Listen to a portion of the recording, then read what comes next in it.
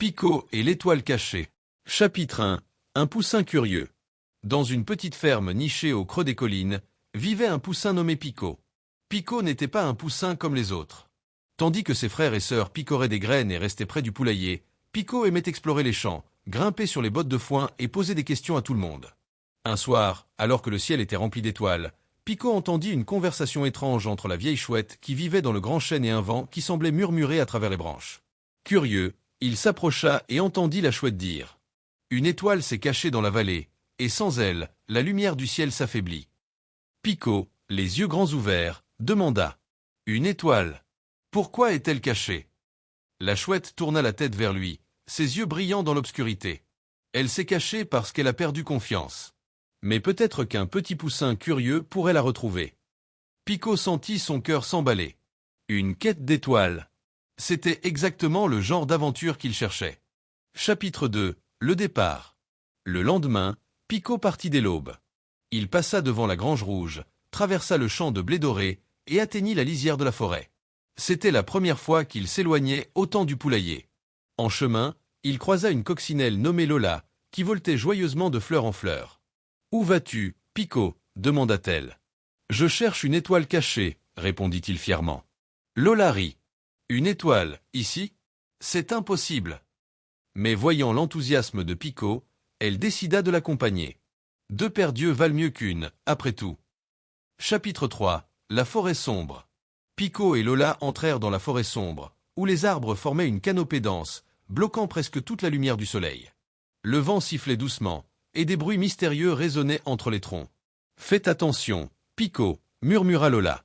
Soudain, un écureuil apparut devant eux. « Qui ose entrer dans ma forêt » demanda-t-il, les pattes croisées.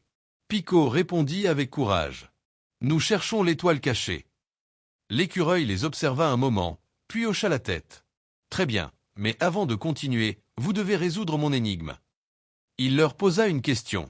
« Je suis là le matin, mais je disparais à midi.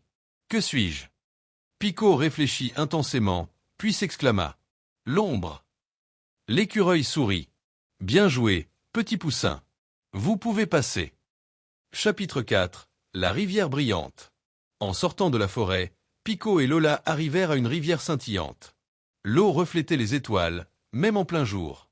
Au milieu de la rivière se trouvait un pont étroit et fragile. « Comment allons-nous traverser » demanda Lola. Un héron majestueux se posa près d'eux. « Si vous voulez traverser, dit-il, vous devez prouver votre courage. » Pico, bien que petit, s'avança sur le pont. Le vent soufflait fort, et l'eau en contrebas semblait infinie. Mais il se rappela les histoires de la chouette et avança pas à pas, jusqu'à atteindre l'autre rive. Le héron, impressionné, les laissa continuer. Chapitre 5. La vallée étoilée. Après avoir traversé la rivière, Pico et Lola atteignirent une vallée où le ciel semblait plus proche. Des lucioles dansaient dans l'air, et les collines étaient couvertes de fleurs scintillantes. Au centre de la vallée se trouvait une petite grotte d'où émanait une douce lumière. Pico entra avec précaution, suivi de Lola. À l'intérieur, il trouva une petite étoile, assise sur un rocher, les pointes repliées sur elle-même. « Pourquoi te caches-tu ici » demanda Pico doucement. L'étoile leva les yeux, surprise. « Je n'arrivais plus à briller assez fort, alors je suis parti. » Pico s'approcha et posa une aile sur elle. « Même si tu ne brilles pas comme avant, tu es toujours une étoile. Et le ciel a besoin de toi. » Les mots de Pico firent sourire l'étoile, qui commença à scintiller faiblement. Chapitre 6. Le retour au ciel. Pico, Lola et l'étoile quittèrent la grotte et retournèrent au sommet de la colline. L'étoile, désormais confiante, s'éleva doucement dans le ciel. En montant, elle éclaira la vallée d'une lumière douce et dorée. Les lucioles, les oiseaux et même les arbres semblèrent applaudir. « Merci, Pico » dit l'étoile avant de disparaître parmi ses sœurs. Épilogue. De retour à la ferme, Pico raconta son aventure à ses frères et sœurs, qui l'écoutèrent, émerveillés.